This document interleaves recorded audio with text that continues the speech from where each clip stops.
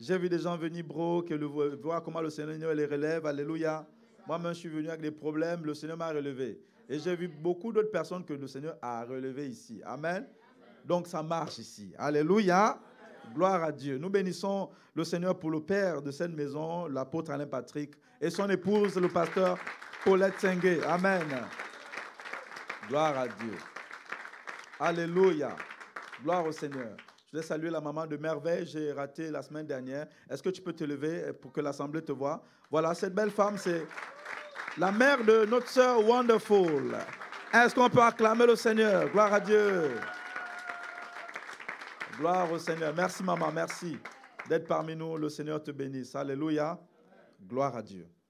Amen, amen. Nous sommes dans le mois de la sagesse et de l'intelligence. Amen. Dis, je fais des grands exploits dans la sagesse et dans l'intelligence. Dis, je fais des grands exploits dans la sagesse et dans l'intelligence. Dis, je vivrai longtemps. Dis, je vivrai longtemps. Dis, je vivrai longtemps. Dis, je vivrai longtemps. Alors je renverse tous les plans de Satan contre ma destinée. Je me lève dans le monde spirituel et j'occupe ma position spirituelle pour renverser tous les pièges de Satan et les plans maléfiques des démons contre moi et ma famille. Dans le nom de Jésus, je réclame le sang de Jésus. Je réclame le sang de Jésus. Le sang de Jésus parle pour ma vie. Elle protège ma vie. Elle protège mes enfants. Elle protège ma famille. Dans le nom de Jésus, j'interdis les morts prématurées dans ma famille. Au nom de Jésus, je viens arrêter tout plan pour amener les morts prématurées dans ma famille. Je les arrête maintenant. Dans le nom de Jésus. Dans le nom de Jésus. Je proclame le feu du Saint-Esprit. Dans le camp adverse, il va consumer toutes les ordonnances qui ont été écrites contre moi. Dans le nom de Jésus. Au nom de Jésus, je traverserai 2019 et j'atteindrai 2020. Je traverserai 2020 et j'atteindrai 2021. Je vivrai longtemps. Je vivrai longtemps. Je vivrai longtemps pour accomplir les œuvres de mon Père. Tant que ma destinée n'est pas finie, je ne partirai pas. Je vivrai longtemps. Je vivrai longtemps pour glorifier Dieu dans ma génération. Acclame le Seigneur. Acclame le Seigneur. Alléluia. J'aimerais que tu sois en feu, en feu, en feu jusqu'à 2020. En feu. Alléluia. De telle sorte qu'avant que Satan ne vienne t'attaquer, il réfléchit 10 000 fois. Il réfléchit 10 000 fois. Parce qu'il réfléchit aussi. Il faut qu'il réfléchisse avant de venir attaquer ta maison ou attaquer ta famille. Mais s'il voit que quand il te regarde, il dit, oh, ça c'est des guerres. C'est compliqué. Tu dois être en feu, bouillant. Alléluia. Parce qu'il réfléchit avant de venir. Il dit, ah, lui là, l'autre fois il m'a taloché. Je ne peux pas recommencer. Alléluia. C'est le temps où nous devons prier pour l'Église, prier pour cette nation, prier pour nos familles. Il ne faut pas dormir. Alléluia. Ce n'est pas le temps de dormir. C'est le temps de rester éveillé spirituellement. Et pas dans la défensive, mais dans l'offensive. Il ne faut pas attendre qu'il vienne t'attaquer. Tu dois aller toi-même, tu commences. Alléluia. Alléluia. Gloire à Dieu. Amen, amen. Donc nous sommes dans le mois de la sagesse et de l'intelligence. Alléluia. Je vais rapidement nous entretenir dans un passage qui est dans le livre de Proverbes. Le livre de Proverbes, c'est le livre de la sagesse. C'est là où le roi Salomon donne beaucoup de conseils et nous bénissons vraiment le Seigneur pour sa vie. Alléluia. Nous allons dans un Proverbe 6, du verset 6 à 7. Proverbe 6, du verset 6 à 7. Alléluia. Qui sera là le week-end prochain? Qui sait ce qui se passe le week-end prochain? Nous avons un séminaire de foi, de guérison, de leadership puissant, de feu. Alléluia. Avec l'apôtre Alain Patrick Tsengue. Quelqu'un acclame le Seigneur. Alléluia. Ce n'est pas le moment de s'absenter. Ce n'est pas le moment de s'absenter. Il y a un temps pour tout. Il y a un temps où on s'absente, il y a un temps où on va à la fête, il y a un temps où on va à Saint-Malo manger les gaufres, il y a un temps où tu ne bouges pas de reine. Alléluia. Gloire à Dieu. Donc, le vendredi prochain, tous ceux qui sont là, inviter des personnes vendredi. On est là le vendredi, on est là le samedi, on est là le dimanche. Et au deuxième culte, je vais enseigner sur comment on reçoit un père, comment on honore un père. Amen. Alléluia. Donc, ne loupez pas ça. Amen. Faut pas être distrait. L'année là, il vient en 2019, après on le revoit qu'en 2020. Faut pas louper des événements comme ça. Alléluia. Il faut interdire à la chair d'être distraite. À son âme, dit, mon âme, reste tranquille. Là, on est dans des choses sérieuses. Faut pas te permettre toutes sortes de distractions. Amen. Faut parler à ton âme comme ça. Alléluia. Amen. Proverbe 6, du verset 6 à 7. Va vers la fourmi, paresseux. Désolé, hein, c'est Salomon, je ne sais pas pourquoi il a mis ça. Paresseux, je ne sais pas. Bon, ok, on lit quand même. Considère ses voies et devient sage. Verset 7. Elle n'a ni chef, ni inspecteur, ni maître. Continue. Elle prépare en été sa nourriture. Elle amasse pendant la moisson de quoi manger. Alléluia. Ce matin, nous allons aller vers la fourmi. Quand vous voyez Salomon dire « va vers la fourmi », il parle à un être humain. Et c'est assez ridicule de demander à un homme d'aller vers la fourmi. Mais qu'est-ce que ce passage nous enseigne? Ce passage nous enseigne que pour marcher dans la sagesse, il faut apprendre à se faire petit. Tant que tu te crois grand, costaud, rempli d'intelligence et de connaissance, tu ne vas jamais apprendre beaucoup dans la vie. La vie appartient à ceux qui savent se faire petits pour apprendre. Alléluia. Tu ne peux pas acquérir la sagesse si tu ne sais pas marcher dans l'humilité. Parce que Dieu cache sa sagesse dans des choses petites, faibles et folles aux yeux des hommes. Donc, pour apprendre à marcher dans la sagesse, il faut déjà reconnaître sa vulnérabilité devant Dieu. Et c'est ça que la fourmi a reconnu. Elle dit, moi je suis vulnérable. Je suis parmi les animaux les plus petits de la terre. Vraiment, je suis obligé de développer autre chose. Vous allez voir que les gens les animaux qui sont costauds sur terre, là, qui apparemment ne dépendent de personne, qui sont toujours grands, costauds, forts, c'est eux là qui sont en voie de disparition. Oui, allez voir les lions, les rhinocéros, c'est eux, les éléphants, tout ça là. C'est eux qui sont en voie de disparition. Mais les petits, les fourmis, comme les fourmis, ils sont tranquilles. Elles sont tranquilles, elles prospèrent partout. Non, je vous dis la vérité. Elles sont partout, elles sont au calme. Mais les lions sont en voie de disparition malgré leur force. Donc, ça paye de réaliser ta vulnérabilité devant Dieu.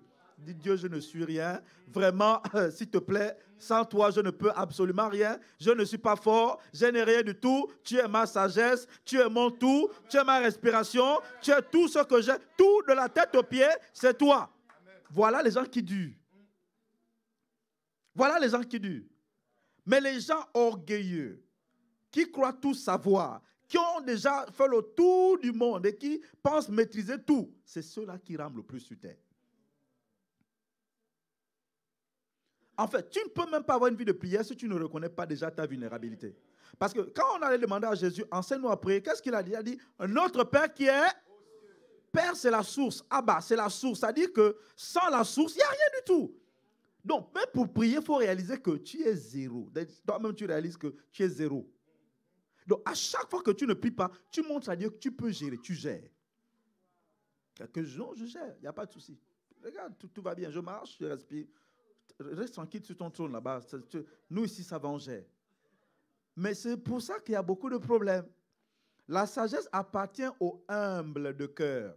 C'est pour ça que la Bible dit la crainte de l'Éternel est le commencement de la sagesse. La sagesse appartient aux humbles de cœur. Tous les domaines de ta vie où tu crois connaître, c'est là où tu fais le plus d'erreurs. Alléluia. Donc, pour marcher dans la sagesse, il faut déjà reconnaître ta vulnérabilité. L'homme est vulnérable. C'est-à-dire, quand tu regardes tout ce qui est autour de nous, tu te rends compte que mais vraiment Dieu aime l'homme. Il y a tellement de choses gaillardes, comme le soleil. C'est-à-dire, face à l'homme, tu regardes le soleil, face à l'homme. S'il y a match là, c'est compliqué. Et toutes les planètes qui entourent l'homme, qu'on n'a même pas encore fini de découvrir. C'est-à-dire, si une s'amuse. Vous savez que la Terre est l'une des plus petites planètes, vous savez, du système. Si une des planètes s'amuse juste avec nous regarder de près, comme c'est compliqué. Hein? Il y a des comètes même, c'est-à-dire, c'est vraiment de façon surnaturelle qu'elles n'atterrissent pas sur Terre. Donc, on est tellement vulnérable. Mais pourtant, dans le système de Dieu, c'est là où on trouve le plus d'orgueil. Et je n'ai jamais compris ça. Je n'ai jamais compris ça. Donc, pour marcher dans la sagesse, il faut déjà reconnaître que ce que je sais là, je ne sais pas grand-chose. Et même les philosophes païens, c'est ce qu'on nous a appris en philosophie, le commencement de la sagesse, c'est, si tu veux poursuivre la sagesse, il faut dire que ce que je sais, c'est que je ne sais rien. Qui a dit ça? C'est Socrate. Et c'est l'un des plus grands sages dans le monde là-bas. Hein. Donc même lui, le grec, hein, il sait que, pour savoir, il faut déjà réaliser que tu ne sais rien. C'est là où tu commences à apprendre quelque chose. Donc, tant que tu es rempli de connaissances et tu penses savoir, c'est compliqué. C'est pour ça que Salomon dit, va vers la fourmi. Parce qu'il y a quelqu'un que tu prétends mépriser, que tu ne respectes pas, que tu n'honores pas, qui peut t'apprendre beaucoup de choses. C'est pour ça que sur terre, ne méprise personne. Tu peux apprendre de tout le monde. Dieu peut prendre quelqu'un que tu méprises et dire, c'est cette personne-là que tu dois suivre. Alléluia. Dieu peut choisir quelqu'un qui paraît folle, faible, et c'est cette personne que tu prétends mépriser. Vous savez, pour gagner la ville de Jéricho, c'était compliqué. Hein? Si tu étais rempli de toi-même, c'était compliqué pour gagner Jéricho. C'était très compliqué. Parce que la porte d'entrée de Jéricho, qui était une grande ville bien muraillée, fortifiée, tout ça, et pour la gagner, la porte d'entrée, c'était une dame qui faisait un métier assez spécial. Donc, si toi, tu étais là rempli de toi-même, nous, on a grandi dans la loi de Moïse. Voilà ce qu'on nous enseigne dans la loi. Voici les 10 commandements. Et tout ça là, gagner Jéricho allait être compliqué. Mais quand Dieu montre que c'est pas la dame là qui est là, et je vais faire descendre mon fils par cette dame. Il faut vraiment se faire petit. Oh. Amen. Dieu choisit qui il veut. Amen. Dieu choisit qui il veut. Donc, pour marcher dans la sagesse, il faut déjà marcher dans l'humilité. Il faut marcher tout le temps dans l'humilité. Il faut cultiver cette valeur-là. Et se dire que vraiment, Seigneur, je ne sais rien. Et tant que tu es dans cette attitude, tu vas ouvrir ton cœur à l'apprentissage. Tu vas apprendre des choses. Si tu n'apprends plus de nouvelles choses sur terre, ta vie est inutile. Et il y a tellement à apprendre. Il y a tellement à apprendre. Alléluia. Ça, c'est la première chose. C'est reconnaître sa faiblesse, son humilité, sa vulnérabilité devant Dieu. Parce que la fourmi a appris à reconnaître sa faiblesse. C'est pour ça qu'elle s'organise en fonction. Alléluia. 2. Qu'est-ce que la fourmi nous apprend? La fourmi nous apprend l'art de travailler sans le regard d'un chef. On nous montre ici qu'elle n'a ni inspecteur, ni... C'est ça, non? Mais elle travaille quand même. Donc, vous savez, si au travail, vous ne travaillez bien que quand le chef est là, vous êtes un mauvais travailleur. Sérieux. Et beaucoup travaillent dur quand le chef vient et il est de passage. Par exemple, quand il rentre dans le bureau, là où les ouvriers ou les employés se retrouvent pour prendre le café, dès que le chef entre, qui a remarqué que l'attitude change quand le chef entre? C'est ça, les gens changent. Mais si les gens changent quand vous êtes là, c'est qu'ils ne sont pas loin dans certaines choses. Et moi-même, je suis prof, par exemple. Quand il y a un devoir, parfois, je fais semblant de sortir. Quand tu es là, les vrais t-shirts, tu ne vas pas les voir. Mais quand tu sors seulement de la classe,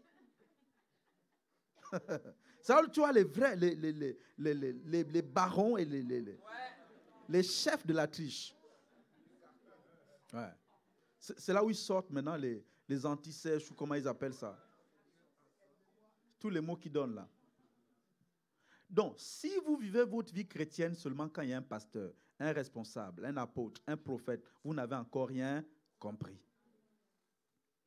Que fais-tu lorsque Dieu tarde dans ses promesses?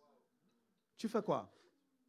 On a dit que tu devais te marier en 2016. 2016 est passé. 2017, là, j'ai en train de passer. 2018, là, je passe. 2019, là, on atteint 2020. Et quand tu regardes un peu l'église, tu regardes, on dirait qu'il n'y a rien, il y a rien à l'horizon. Tu fais quoi?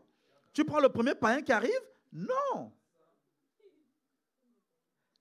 Quand Dieu semble tarder, que fais-tu? C'est là où on voit ta sagesse.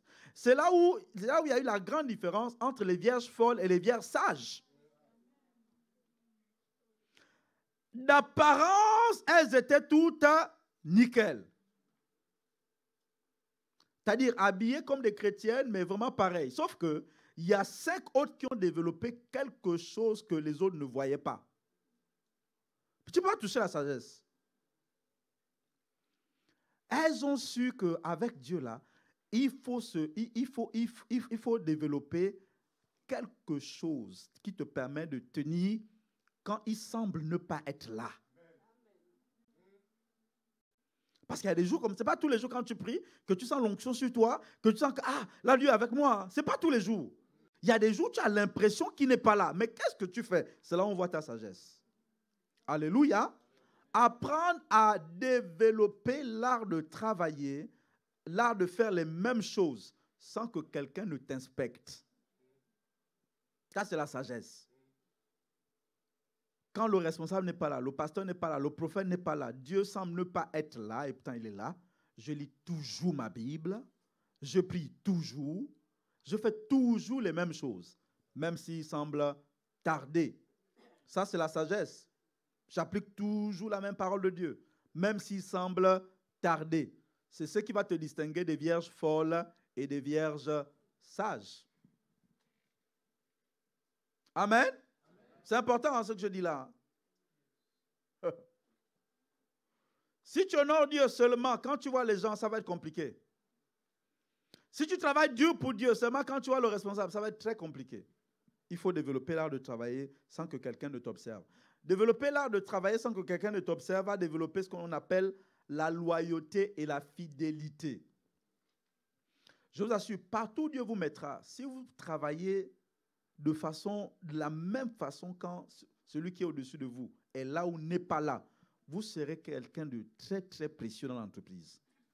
Parce que la majorité travaille bien quand il y a quelqu'un qui les observe. Mais si vous développez l'art de bosser, même quand quelqu'un ne vous observe pas, je vous assure que vous serez quelqu'un de très, très précieux. Alléluia. Parce que si tu n'es pas fidèle dans ce qui est à autrui, qui te donnera ce qui est à toi. Donc, bosser sans que quelqu'un ne t'observe va développer ce qu'on appelle la loyauté et la fidélité. Par exemple, tu es dans une entreprise et que le patron n'est pas là. Ici en France, par exemple, quand le patron n'est pas là, le sport, c'est de critiquer le patron. Je ne sais pas, sauf si tu... Quelqu'un travaille... Qui travaille ici? Qui travaille ici? Qui a remarqué que quand le patron n'est pas là, c'est lui qu'on mange avec pili pili? Les gens, c'est comme ça qu'ils font en France. Ils critiquent le patron. Ils parlent mal de lui. Et quand le patron rentre, on change de conversation. Il ne faut pas faire ça. Il ne faut pas faire ça. Alléluia. Que le patron soit là ou ne soit pas là, tu restes toujours loyal et fidèle. Qu'il soit bien ou pas bien, de toutes les façons, le chèque que tu encaisses là, c'est lui qui te donne ce chèque-là. Donc, c'est une bonne source pour toi. Amen. Donc, il faut développer ça. Il faut développer ça. Ne critique pas ton pasteur, ton responsable quand il n'est pas là. Ce n'est pas être loyal, ce n'est pas être fidèle. Sois toujours bien, qu'il soit là ou ne soit pas là. Amen. C'est important. Parce que tout ce qui est à toi, tu ne pourras pas l'avoir si tu ne l'as pas semé d'abord. Il y a un échange. Le royaume est un royaume de transactions, d'échanges. Tu ne peux pas gagner des choses sans faire des transactions. Tout comme tu ne peux pas aller à Camailleux, prendre une jolie robe sans faire une transaction.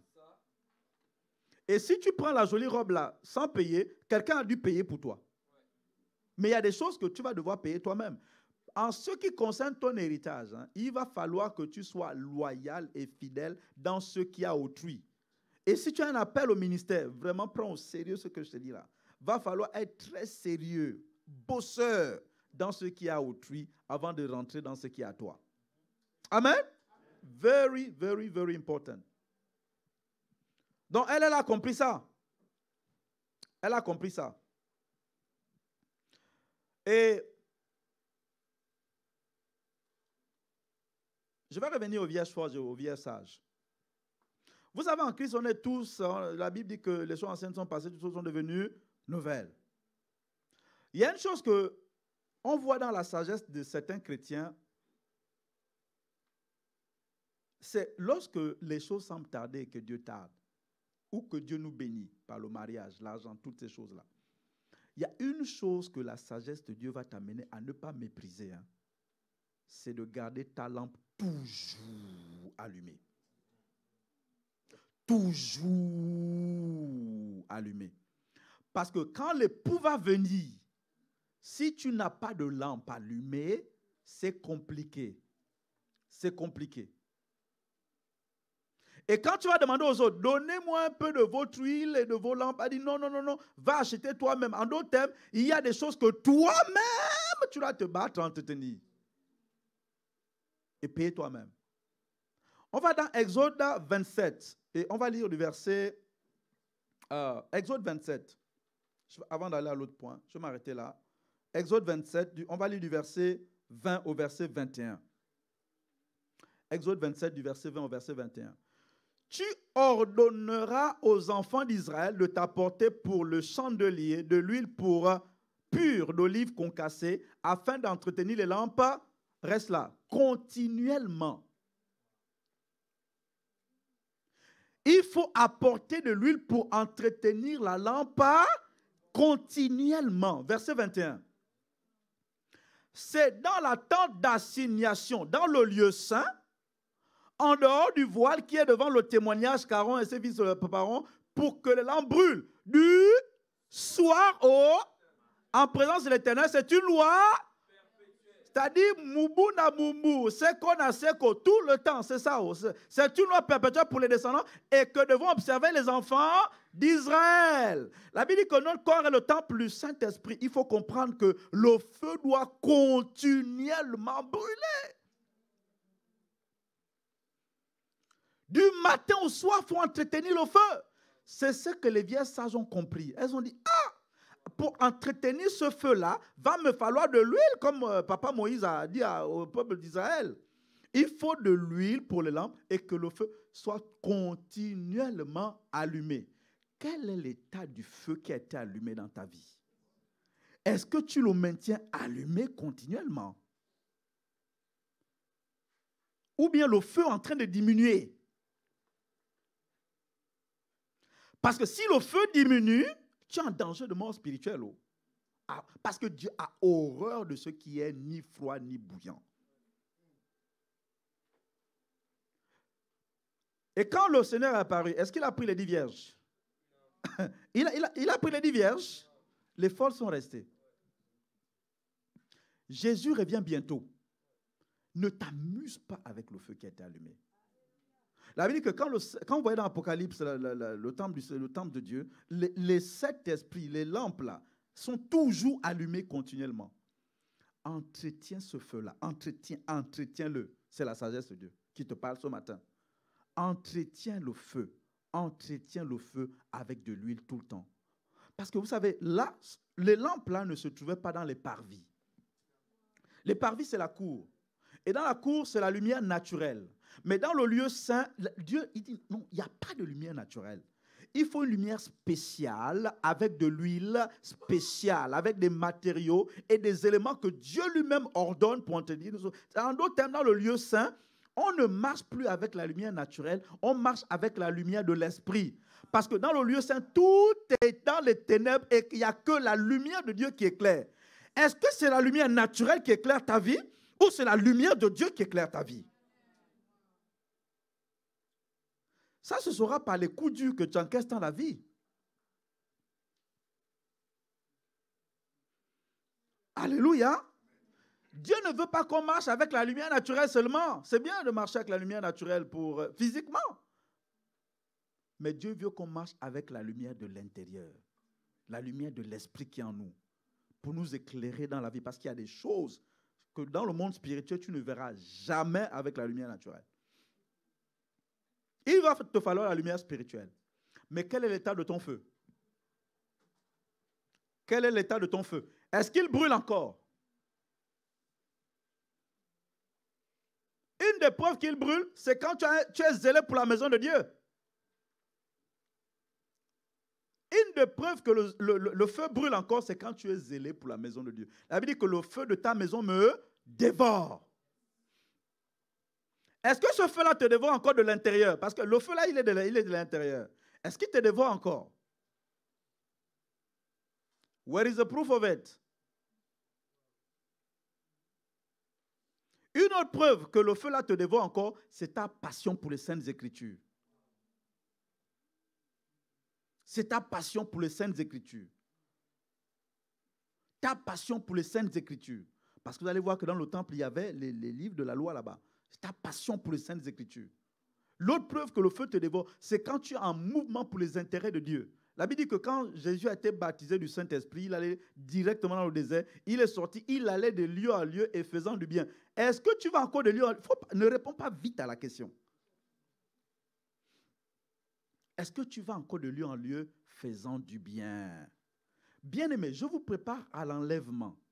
Nos pères, dans les actes des apôtres, quand ils vivaient et préparaient les chrétiens, c'est comme si Jésus allait revenir le jour où ils enseignaient.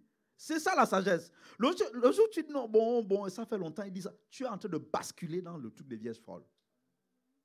Un bon chrétien, tous les jours, doit se dire que Jésus peut venir là.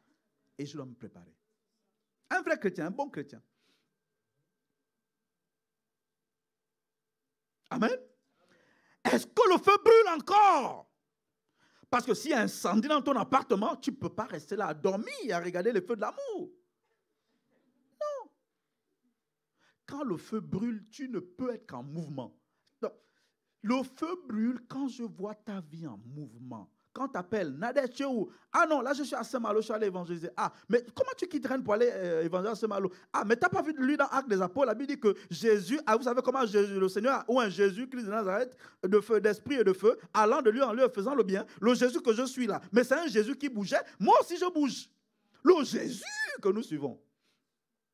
Le Jésus que nous suivons. Donc, quand quelqu'un vient te forcer à aller quelque part évangéliser, il vient te forcer à aller gagner des âmes à la République, il vient te forcer à aller à Vitry, il vient te forcer. Bien aimé, le feu là n'est pas fort. C'est un petit feu. C'est un petit feu. Et il est en train de diminuer. Il faut quelqu'un de courageux pour te dire qu'il est en train de diminuer. Hein? Parce qu'en général, on se caresse dans le sens du poil. En général. Il est en train de diminuer. C'est quand la dernière fois tu es allé dans les rues, braver la honte pour Jésus. Et le froid, merci ma soeur. C'est quand la dernière fois tu es allé braver le froid et la honte pour Dieu. Le feu est en train de diminuer. Tu peux avoir tout l'argent du monde, je m'en fous de ton argent. Ça ne peut pas sauver ton âme. Ça ne peut jamais sauver. Demandez à Steve Jobs. Demandez à Steve Jobs. Ça ne peut pas sauver ton âme. Tu peux avoir toutes les maisons de la terre. Ça ne peut pas sauver ton âme. Alléluia. Tu peux avoir toute la sagesse des hommes, avoir lu tous les bouquins, tous les diplômes de la terre. Ça ne peut pas sauver ton âme. La Bible dit que l'Arche de l'Alliance allait chez Obed. Il a été béni. Le Saint-Esprit est venu habiter en toi. Est-ce que tu entretiens bien sa présence? On a vu dans Exode là, 27. Va falloir que tous les jours tu te battes à ce qu'il y ait de l'huile pour que le feu soit toujours là et toujours plus grand. Toujours plus grand. Toujours plus grand. Toujours plus grand. Toujours plus grand. Toujours plus grand. Quel est l'état du feu dans ta vie?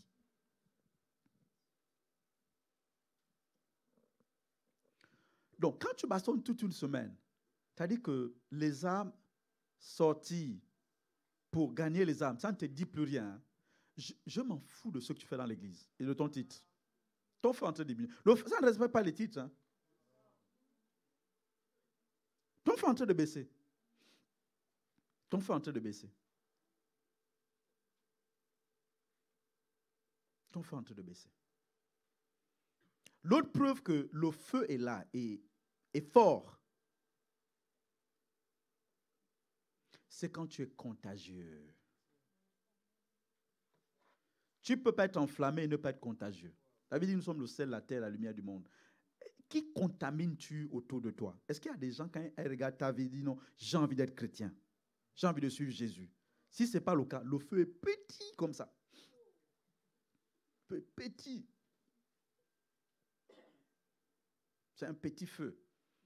Et on ne peut pas faire grand-chose. Dans le froid, l'hiver, tu as vu l'hiver qu'il y a ici en France? Il n'y a pas le feu. Ça va être compliqué. Ça va être compliqué. Dis à ton voisin, entretiens le feu dans ta vie. Dis-lui, entretiens le feu. Amen. Entretiens le feu, entretiens le feu, entretiens le feu, entretiens le feu. Et l'une des manières d'entretenir le feu, quand les apôtres sont allés à Jérusalem, il y a d'abord eu le bruit comme d'un vent. L'une des façons d'entretenir le feu, c'est d'abord de laisser le vent faire son travail. Et quand le vent vient, il vient balayer tout. Il balaye d'abord tout au passage. Il ne peut pas entretenir le feu sans repentance réelle. Il y a des choses qu'on ne mélange pas dans l'huile. Les animosités, les querelles, les impudicités, tout ça. Ça ne doit pas rester. La sorcellerie, les divisions, les commérages, le mensonge, l'immoralité sexuelle, tout ça. Ça ne peut pas rester là où il y a le feu. Il faut une vraie vie de repentance. Il faut une vraie vie de repentance. Alléluia. Et quand le vent a balayé ça, maintenant il te faut la soif. Il te faut la soif. Et là, on revient à la vulnérabilité. Il te faut la vulnérabilité. Seigneur, je ne peux rien sans toi. Oh Seigneur, regarde ma vie. C'est vrai, il y a la lumière naturelle. Mais dans le lieu saint, c'est la lumière spirituelle qui fait la différence. Marcher avec la lumière naturelle, c'est marcher par la vue. Seigneur, je ne suis pas qu'un simple homme. Je suis un homme spirituel. Il faut que je marche par l'esprit. Il faut que ce soit l'esprit qui m'éclaire. L'esprit me dit, va à gauche, va à droite. Seigneur, la lumière est tellement faible en moi.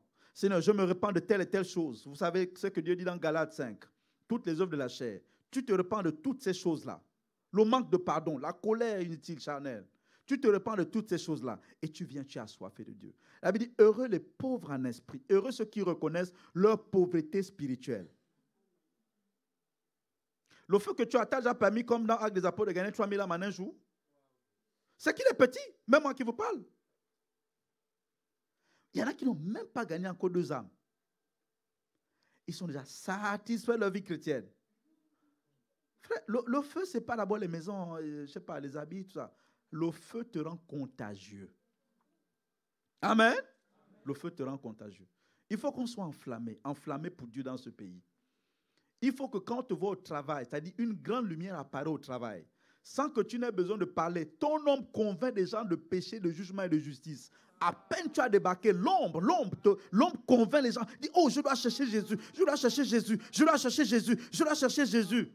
On parle de Charles Finet. Quand il débarquait dans le train, il est assis comme ça. Il y a un banquier qui est à côté. Il ne se regarde même pas. Le banquier se met à genoux. Dit, oh, je dois donner ma vie au Seigneur. Je dois donner ma vie au Seigneur.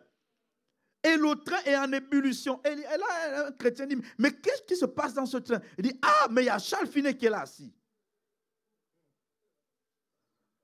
Are you on fire for the Holy Ghost? Es-tu en feu pour Dieu? Est-ce que tu préserves ce feu-là comme on a vu dans Exode 27? Pour qu'il soit continuellement allumé. Vous savez, le reste, bon, on va aller lire les versets. Bien aimé, si tu n'entretiens pas toi-même ton feu, tu as choisi d'être dans le camp des vierges folles. Et ce n'est pas bon. Il faut l'entretenir tout le temps. Comment tu as traité ce feu-là? Tous les jours, tu dois avoir ta vie de prière. Tous les jours, tu dois aller devant le Seigneur. Avec de l'huile, avec les composantes qu'il a données, par l'adoration. Tu adores le Seigneur toi-même avec tes propres cantiques. Tu pleures dans la présence de Dieu. Tu célèbres le Seigneur. Tu pries en langue. Tu pries pour les autres. Tu pries pour les autorités. Tu pries pour ta famille. Tu entretiens le feu avec ça. Tu fais un peu 15, 20, 30 minutes. Après, tu vas vaquer aux occupations. Le soir, tu reviens encore. Parce que la lampe doit tout le temps. Ce n'est pas un jour, 2 jours, après 3 jours. Non, non. Tout le temps, la flamme. La lampe doit continuellement brûler. Continuellement brûler. Vaut mieux zapper certaines occupations à côté, que les gens te traitent de bizarre. Ah, lui, là, je l'ai attendu, il n'est pas venu. Il n'y a pas de souci. Vaut mieux entretenir cette flamme-là. C'est la flamme-là que tu dois garder jusqu'à la fin de ta vie. Et puis, tu vas monter comme ça avec le Seigneur. Alléluia. Very, very important. Amen. Il faut, hein? Sinon, tu vas passer à côté de plein de choses. Il faut que ce soit le feu de l'intérieur qui t'éclaire. Amen. 3. La fourmi a compris la loi des cycles et des saisons. Il y a un temps pour tout dans la vie. Il y a un temps pour naître, il y a un temps pour mourir. Il y a un temps pour danser, il y a un temps pour pleurer. Il y a un temps de joie, il y a un temps de pleurs. Il y a un temps pour faire tout dans la vie. Il y a un temps de cycles et des saisons. C'est la loi des cycles et des saisons. Alléluia. Il y a un temps, il faut se marier. Il y a un temps, je répète, il y a un temps, il faut se marier. Il y a un temps, il ne faut pas faire trop faire le super spirituel. Les gens te disent, ah, toi là, marie-toi. C'est le temps où il faut te marier. Dieu a dit, il n'est pas bon que l'homme soit seul. Ça veut dire que c'était le temps où l'homme devait se marier. Il y a un temps, il faut se marier. Hein? Sinon, si tu loupes le temps où tu dois te marier, tu peux devenir une autre version bizarre de toi-même. Je te dis la vérité. Il y a un temps où tu dois te marier. Alléluia. Mais il y a un temps pour tout. Et dans le verset là, on voit que la fourmi avait compris que c'était le temps de préparer. Prépare sa nourriture en été. C'était le temps de la préparation. Il y a un temps où on se prépare. Il y a un temps où on se prépare. Tu as un appel au ministère. On ne va pas tout de suite comme ça. Non, c'est pas comme ça. Il y a un temps où on se prépare. Je disais hier que tout produit fini est passé par un processus. Le micro que tu vois là est passé par un processus. L'or que tu vois est passé par un processus. Le diamant est passé par un processus.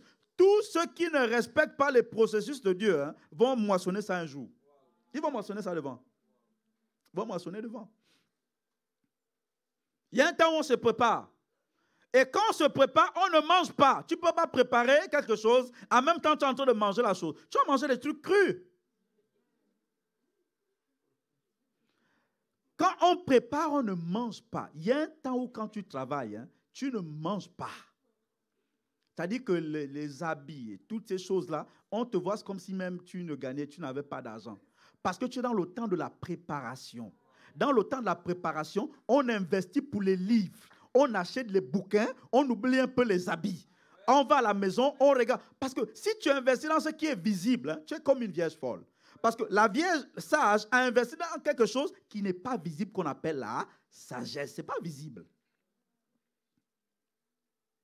Donc, dans le temps de la préparation, on investit son argent dans les bons livres.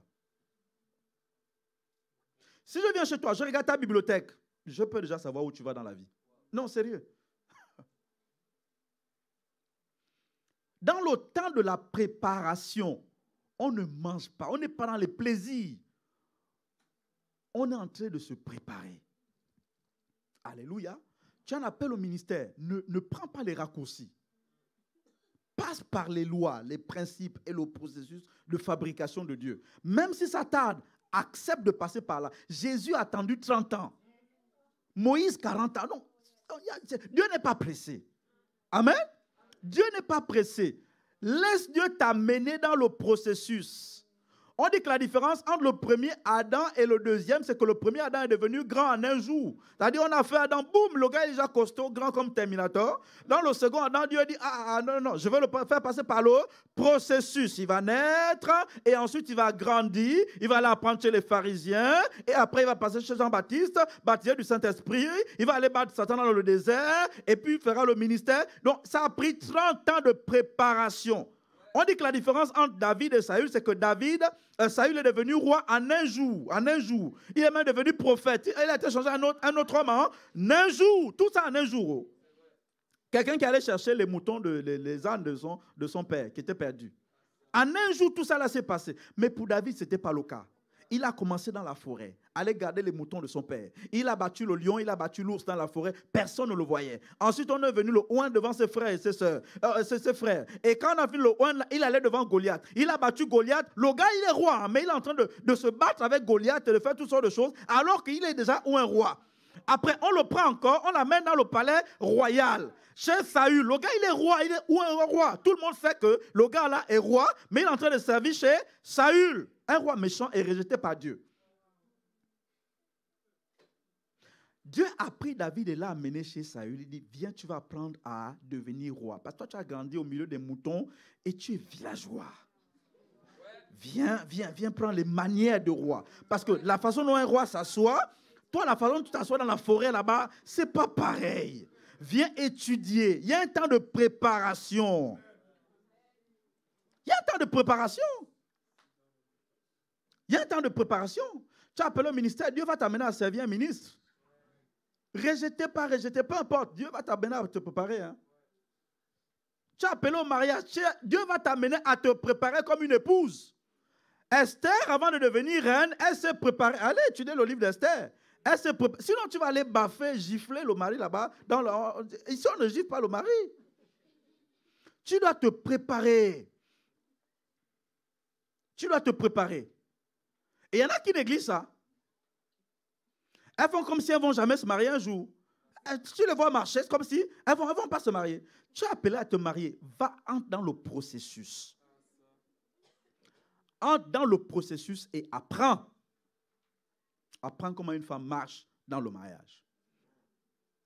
Apprends comment on se comporte dans le mariage. Parce qu'on est dans une génération où les gens bafouent les lois, et puis les mariages ne tiennent pas. Les mariages ne tiennent pas parce qu'on prend les raccourcis. Dieu n'est pas pressé. Dieu n'est pas pressé. Tout va bien au ciel, il a son trône, il règne. Il n'est pas pressé. Il n'est pas pressé. Donc même quand on lui présente nos problèmes, c'est le regard là, je suis stressé. Il dit, non, ici ça va. Si on est au calme. Il n'y a pas de froid, tout va bien. Donc, tu suis juste mes principes. C'est toi qui sens la chaleur là, moi ça va ici. Amen. Donc, entre dans le processus de la petite fille, entre dans le processus qui va te transformer en femme. Alléluia. Apprends à cuisiner sans brûler la marmite. Apprends à repasser un pantalon sans cramer le pantalon et la chemise. Apprends à entretenir ton appartement. C'est-à-dire quand on débarque chez toi à l'improviste, tout est propre. Amen. Apprends à faire les ongles. C'est-à-dire tu ne manges pas les ongles comme un garçon. Les ongles sont toujours bien faits. Les cheveux entretenus. Les perruques ne sentent pas. Tu entretiens tout.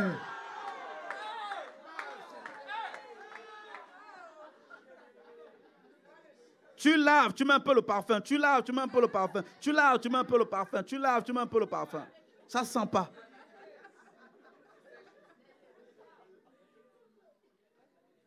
Tu te laves quand tu sors.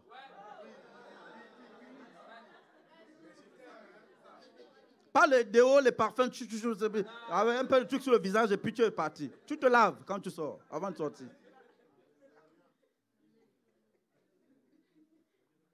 Amen. C'est le processus. Hein?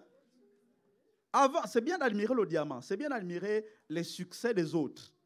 C'est bien, mais c'est mieux de voir par où ils sont passés pour devenir ce que vous voyez. Amen. Faut connaître les voies par lesquelles ils sont passés pour admirer. Avant d'admirer le produit fini là, voir d'abord par où il est passé. Alléluia. C'est pareil pour les garçons. Tu veux te marier, tu dois passer par le processus. Un processus de brisement. Alléluia.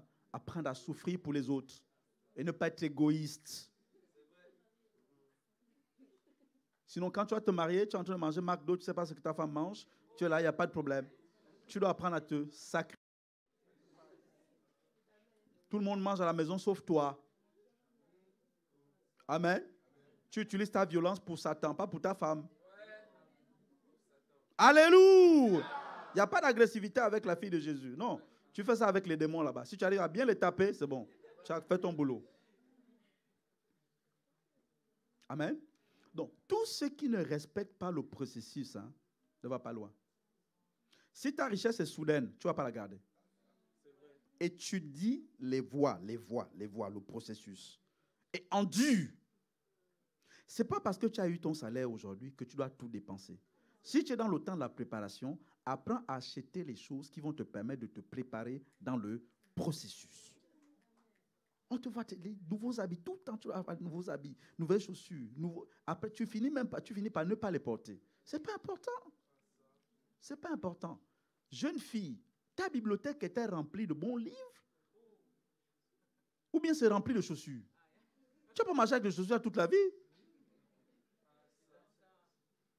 Achète des livres. Amen. Amen. Achète des livres. Je suis au quatrième point, je vais terminer. Quatrième point.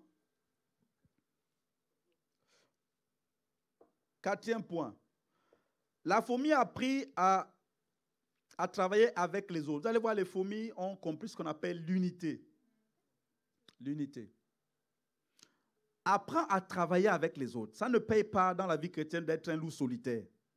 Apprends à travailler avec... C'est même une forme d'orgueil, en fait.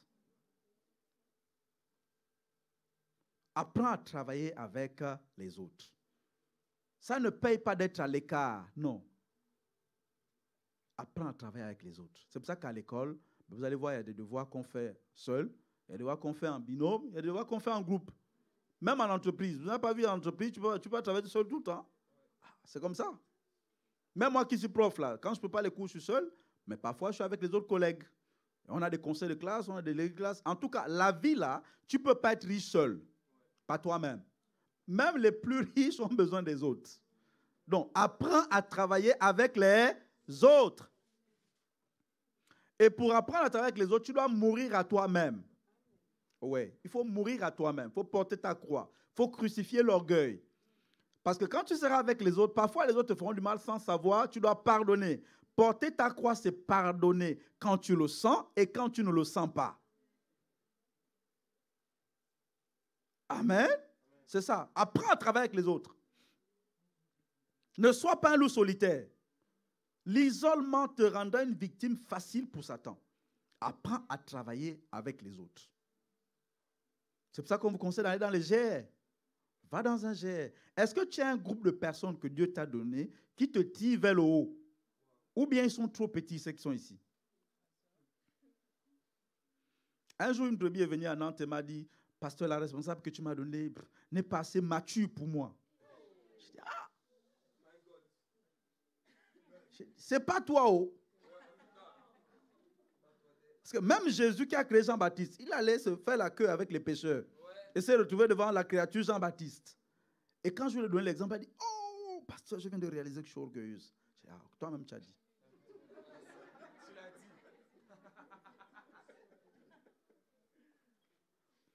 Je suis venu dans cette église, j'étais jeune brebis. J'avais déjà été responsable au Gabon. J'ai rétrogradé au Gabon. Je suis venu, j'ai repris avec le Seigneur. Dieu m'a donné 2 filles qui étaient mes responsables de GR. J'étais soumis à elles. Demandez à Donovan. On faisait les thés comme ça, ces filles-là. En fait, on fait les thés au GR pour elles. Quand le GR finit, on balaye, on fait les trucs, on fait le ménage. Des fois, on amène le thé, tout ça. Est-ce que tu apprends à servir des gens qui sont plus petits que toi? Le travail en équipe. Tu es dans un couple, développe le travail en équipe. Vous n'êtes pas des adversaires. Non. Vous êtes une équipe. Vous êtes en couple, on est une équipe. Ça veut dire que l'homme a des forces et des qualités que la femme n'a pas, et la femme a des forces et des qualités que l'homme n'a pas. Donc, on doit apprendre à conjuguer en équipe, ensemble.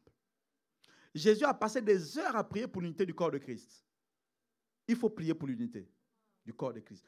Vous savez, si on était un, je parle d'église, si les églises étaient soudées, solidaires, et dans l'unité, le boulot, je vous assure, le boulot aurait été déjà fait. Une bonne partie du boulot aurait été fait. Mais quand chacun est dans son coin, ah, moi ceci, ah, moi cela, ah, moi, c'est compliqué. Or, le corps de Christ n'est pas divisé. Regardez le corps. Satan, quand il attaque le corps. Il mélange. Mais pourquoi nous, on se divise entre nous, tel et ceci, tel? Ne critiquez personne.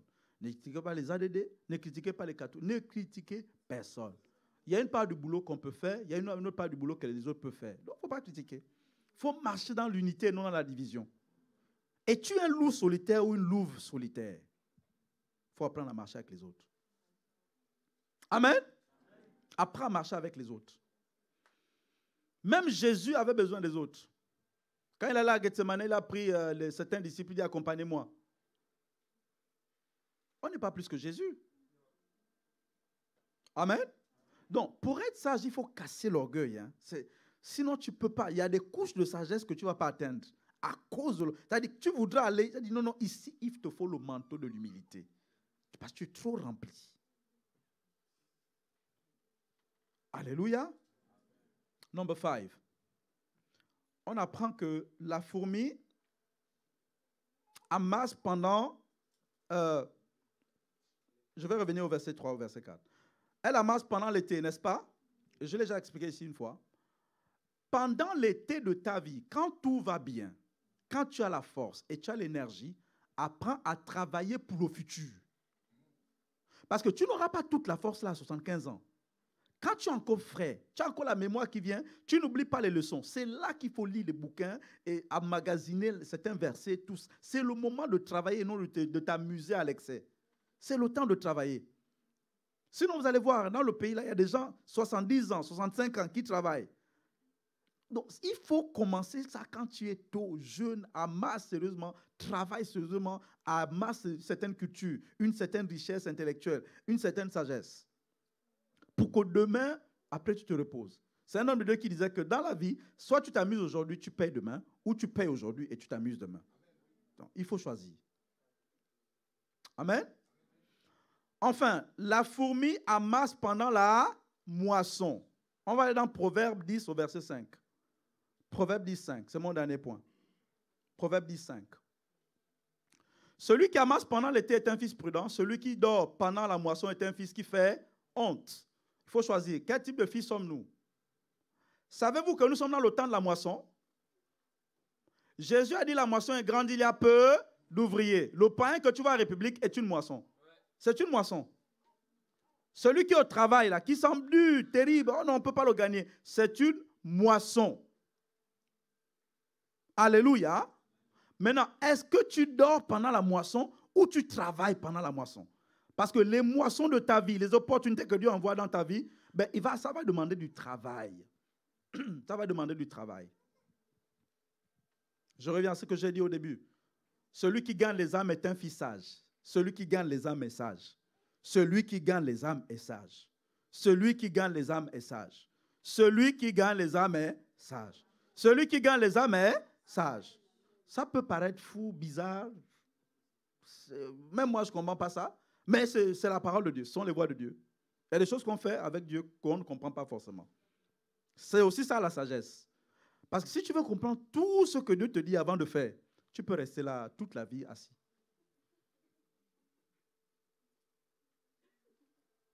Amen. Parce que les petits enfants, là, quand tu les habilles pour aller à la crèche, ils ne comprennent pas pourquoi tu les habilles. Mais s'il faut attendre qu'ils comprennent avant de les habiller, ils marcheraient nus là dans la vie.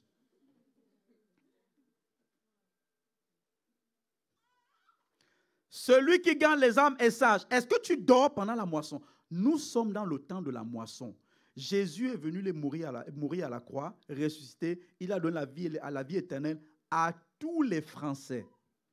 Tous les Français que tu vois dehors là, le sang a déjà coulé pour eux. Et c'est une moisson. Mais Jésus ne va pas redescendre pour les moissonner. C'est nous, les fils de Jésus, qui devons les moissonner. Mais est-ce que tu dors pendant la moisson ou tu es éveillé et tu travailles? Même quand Jésus semble tarder, quelle est ta sagesse? Es-tu en train de dormir ou en train de sortir, récolter les âmes?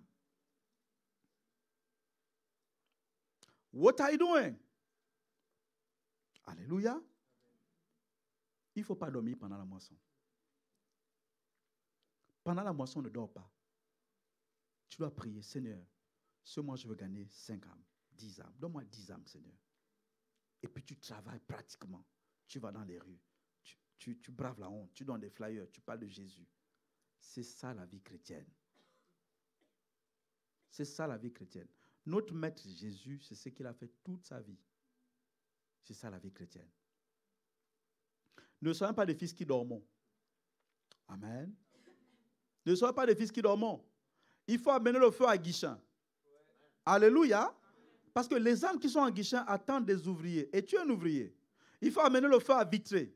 Il faut amener le feu à Saint-Brieuc. Il faut amener le feu à Saint-Malo. Il faut amener le feu dans toutes les régions de la France. Ce sont des moissons. Papa Yahou appelle ça moissons.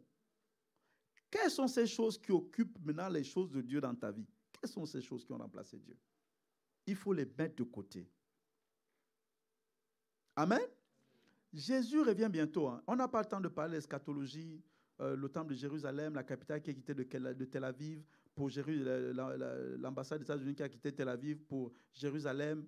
Et toutes ces choses qu'on entend les prophètes dire, les hommes de Dieu dire, Jésus est à la porte. Et l'esprit qui te fait rire ça, ce n'est pas un bon esprit. Ce n'est pas un bon esprit. Oh. Lui, il veut te voir là-bas avec lui. Jésus est à la porte. Nous devons nous lever. Quand Jésus revient, il faut qu'il nous trouve en train de faire le travail qu'il nous a demandé.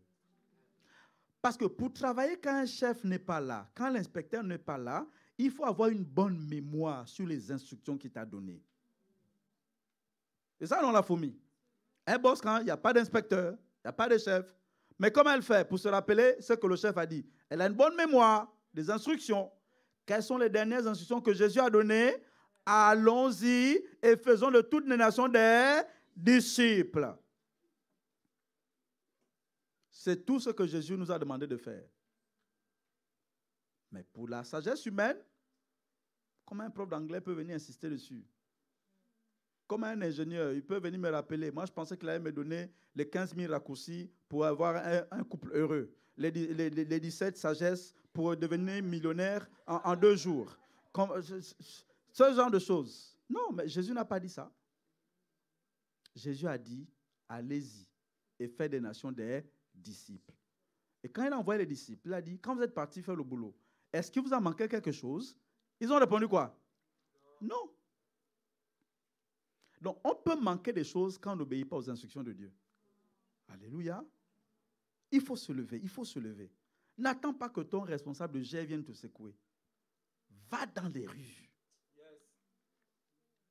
Moi, je voyage, je prends la voiture de l'église. J'embarque certains jeunes. On va à Saint-Brieuc. Quand j'étais dans mon village en Dendé, je ne connaissais pas Saint-Brieuc, frère. Ça n'existe pas dans ma langue, Saint-Brieuc. Ça existe dans ta langue? Non. Je suis allé rencontrer des terres que je ne connais pas à Saint-Brieuc. Tu es jeune. Pourquoi tu parais déjà vieux à ton âge? Il faut se bouger. Il faut se bouger. Si l'esprit de Jésus en toi, l'esprit qui est en Jésus bougeait Jésus, ça doit aussi te bouger. Il faut te lever. Je ne vous parle pas des choses que je ne fais pas. À Nantes, là, c'est nous qui sommes allés à Nantes. Et vous me voyez en quoi là? Nantes? Pas parce que je n'aime pas la ville de Rennes. J'aime la ville de Rennes. Mais Jésus nous a dit d'aller. Quand il dit aller, il faut aller. Alléluia. Que tu aies des enfants, tu n'es pas des enfants. Mon frère, ma soeur, tu dois aimer Dieu en premier. C'est ça la grande sagesse. C'est aimer Dieu en premier. Si tu te dis, laisse ça, va faire ceci, va le faire. Le boulot essentiel. L'apôtre arrive la semaine prochaine. Vous avez vu le thème du mois, le thème du séminaire? Ce sont les âmes. Ce sont les âmes. Donc, celui qui pense qu'il va venir parler des lois du mariage, les lois de l'argent, les lois du succès, la prospérité. Bien aimé, nous là, ce sont les âmes. Il y a des prisonniers à gagner. Il y a des gens, il y a des jeunes dans la ville là, à qui on doit empêcher d'aller en prison. Il y en a là que vous voyez à la République là. Satan a déjà son épée sur eux pour les amener au Niouf. Il faut qu'ils rencontrent Jésus. Il y a des gens atteints de cancer qui ont besoin d'un chrétien rempli de feu qui vient les guérir avec l'ombre. Mais nous devons croire ces choses-là. Nous devons croire ces choses-là. Jésus était dans une barque en train d'enseigner. Et il y avait une multitude, une grande foule auprès de lui. Et qui écoutait Jésus. Et là, il y a un monsieur qu'on appelait Jairus, qui n'était même pas au début de la réunion, qui avait sa fille qui était malade. Jésus était avec la foule, ils écoutaient Jésus. Et Jairus est venu avec quelque chose que la foule n'avait pas, qu'on appelle la foi. Il a dit à Jésus, Jésus, ma fille est malade. Je crois que tu peux la guérir. Jésus a abandonné la foule qui l'écoutait 100 fois. Et le gars, il a pris Jésus et il l'a amené chez lui. Et la foule suivait Jésus. Toute une foule, un seul monsieur déconnecte Jésus de la foule. C'est pour te dire à quel point tu peux être léger 100 fois. Et quand Jésus suit Jairus et la foule suit Jésus, juste avant d'arriver chez Jairus, il y a une autre dame qui arrive là et qui dit, il faut que je le touche pour que je sois guéri. Juste avant d'arriver chez Jairus. Et quand la femme vient le touche, elle est guérie instantanément. Jésus arrive chez Jairus et là, il guérit la petite. Il oublie la foule. J'aimerais te dire que avec ta foi, tu peux déplacer Jésus de la foule. Tu peux amener Jésus dans ta famille. Tu peux amener Jésus dans ta ville. Tu peux amener Jésus dans ton pays. Tu peux amener Jésus dans ton entreprise. Si tu as la foi, tu peux le déconnecter. Si tu as la foi. Si tu as la foi. C'est pour ça que la Bible dit, crois seulement et tu verras la gloire de Dieu. Alléluia. Rien n'est impossible à celui qui croit. Alléluia. On va se lever, on lève les mains au ciel. Bénissons le Seigneur. Lève tes mains au ciel. Dis, Père, merci pour ta sagesse. Je suis un fils qui ne dort pas pendant la moisson. Je suis un fils qui travaille. Je renouvelle en moi ton intelligence par la méditation de la parole. Aide-moi, Seigneur, à entretenir le feu qui a été allumé dans ma vie. Et laisse t'avoir prié en langue, prie en langue, prie simplement en langue, prie en langue 5 minutes.